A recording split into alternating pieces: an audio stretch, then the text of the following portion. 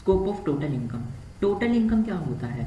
Total income aggregate income होता है जो कि एक इंडिविजुअल सारे सोर्सेज से अर्न करता है during a particular financial year. Scope of total income के लिए सबसे पहले आपको Indian income and foreign income के बीच में डिफरेंस करना होगा कि इंडियन इनकम क्या होती है एंड फॉरेन इनकम क्या होती है।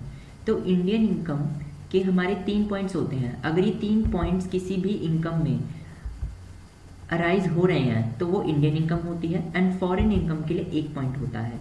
तो क्या पॉइंट्स है देखते हैं। If any income is received in India during the previous year and at the same time it accrues और arise in India during the previous year. सबसे पहले अगर कोई भी इनकम इंडिया में रिसीव हुई है एंड इंडिया में ही एक्रूज या राइज हुई है। एक्रूज या राइज का मतलब होता है सोर्स। अगर कोई भी इनकम का सोर्स भी इंडिया में है एंड इंडिया में ही रिसीव हुई है तो उसे हम इंडियन इनकम कहते हैं। दूसरा पॉइंट है if any income is received in India during the previous year but it accrues और अराइज आउटसाइड द इंडिया। मतलब कि कोई इनकम है जो कि इंडिया में तो रिसीव हुई है बट उसका जो सोर्स है वो अराइज इंडिया में नहीं हुई है, आउटसाइड इंडिया कोई भी कंट्री में हुई है बट इंडिया में नहीं हुई है, लेकिन इंडिया में वो इनकम रिसीव्ड हुई है तो वो इंडियन इनकम ही कहलाई जाएगी। If any income which is received outside India but it's source is in India. अगर कोई इनकम जो कि इंडिया में रिसीव तो नहीं हुई है लेकिन उसका जो सोर्स है जो अराइज हुई है वो इंडिया में ही हुई है तो वो इंडियन इनकम कहलाई जाती है। तो ये 3 पॉइंट्स अगर कोई भी इनकम में है तो वो इंडियन इनकम ही कहलाई जाती है।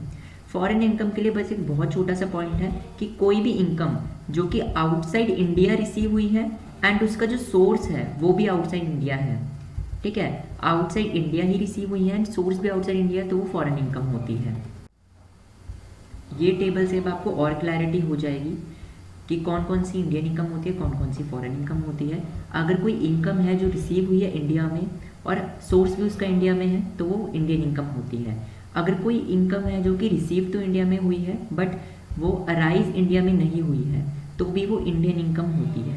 अगर कोई इनकम है जो रिसीव तो इंडिया में नहीं हुई है बट अराइज या सोर्स उसका इंडिया में है तो भी वो इंडियन इनकम होती है। एंड फॉरेन इनकम वो इनकम होती है जो ना तो रिसीव हुई है इंडिया में और ना ही उसका सोर्स इंडिया में है। अब आपको स्कोप अगर पढ़ना है तो सबसे पहले रेजिडेंशियल स्टेटस का मीनिंग पता होना चाहिए। अगर किसी ने रेजिडेंशियल स्टेटस की वीडियो नहीं देखी है तो प्रीवियस वीडियो में मैंने समझाया हुआ है, पहले वो देख लीजिए, उसका मैं लिंक आपको डिस्क्रिप्शन में दे दूँगा। अब आते हैं स्कोप पे। तो स्कोप के लिए सबसे पहले आपको ROR पता है, RNOR पता है एंड नॉन रेजिडेंट पता है।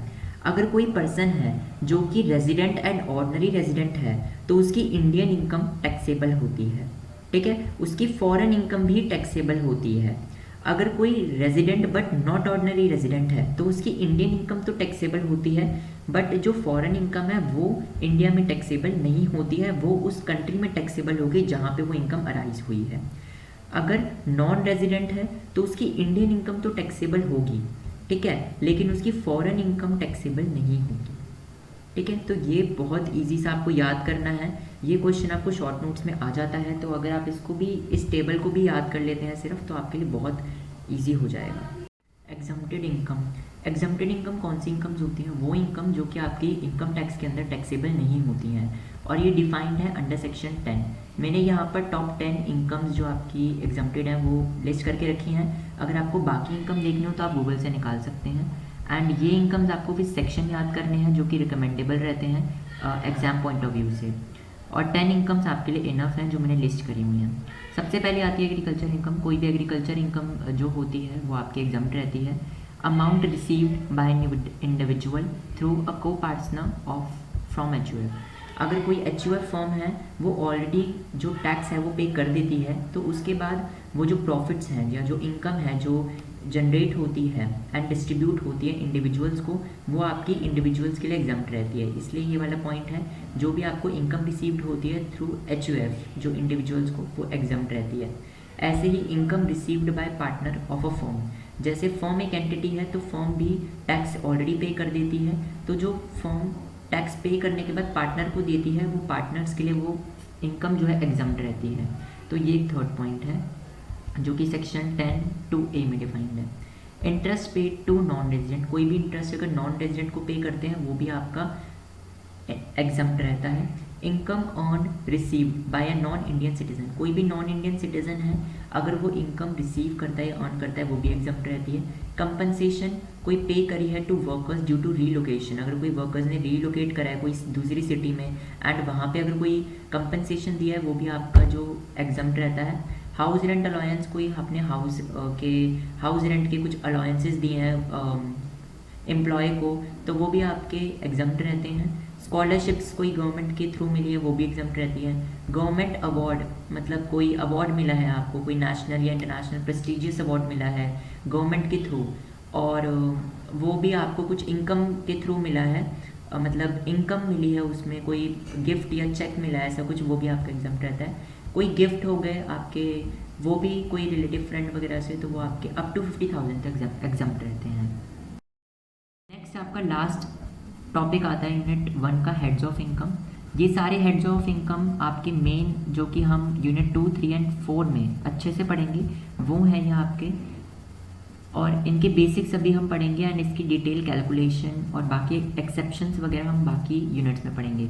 सबसे पहले आता है इनकम फ्रॉम सैलरी, कोई सैलरी से इनकम रिसीव हुई है जैसे कोई वेजेस, पेंशन, अलाउंस या बोनसेस, तो वो सारे आपके हेड्स ऑफ इनकम एक इनकम फ्रॉम सैलरी में आते हैं। इनकम फ्रॉम हाउस प्रॉपर्टी, कोई हाउस प्रॉपर्टी मतलब कोई रेंटल इनकम आपको रिसीव हुई है, कोई आपका फ्लैट था या आपका कोई घर था आपने किसी को वो रेंट पे दिया और वहाँ से इनकम आ रही है तो वो आपकी इनकम फ्रॉम हाउस प्रॉपर्टी में कैलकुलेट होती है। Profits and gains from business and profession, कोई बिजनेस एक्टिविटी अगर आप करते हो, बिजनेस है आपका, वहाँ से इनकम आती है, या आप कोई प्रोफेशन में काम कर रहे हो, डॉक्टर, इंजीनियर, वहाँ के आपकी जो इनकम होती है वो PGBP, profit and gains from business and profession में आती है। कैपिटल गेन्स का मतलब है कोई आपकी सेल, कोई आपने सेल करी है स्टॉक्स, गुड्स या प्रॉपर्टी की, तो इन सब की भी सेलिंग से आपको जो इनकम होती है वो कैपिटल गेन्स के अंदर आती है। And income from other source में बाकी जो इनकम्स होती है जैसे लॉटरी, डिविडेंड, इंटरेस्ट, वो वहाँ पर आते हैं। ठीक है, आपका यहाँ पे यूनिट 1 ओवर हो गया है और कुछ टॉपिक्स रह गए हैं जो मेनली पेपर में नहीं आते हैं जैसे एग्रीकल्चर इनकम या फिर आपके प्रैक्टिकल क्वेश्चंस हो गए रेजिडेंशियल स्टेटस के, बट वो हम एक वीडियो जो आपको एक और मैं इसके बाद वीडियो अपलोड करूँगा उसमें मैं आपको बताऊँगा एंड वो वीडियो से आपकी यूनिट 1 कंप्लीट हो जाएगी। अगर आपको वीडियो अच्छी लगी हो तो लाइक, सब्सक्राइब करना, शेयर भी करना अपने फ्रेंड्स के साथ एंड कोई डाउट होता है तो आप कमेंट करके पूछ सकते हैं। Thank you.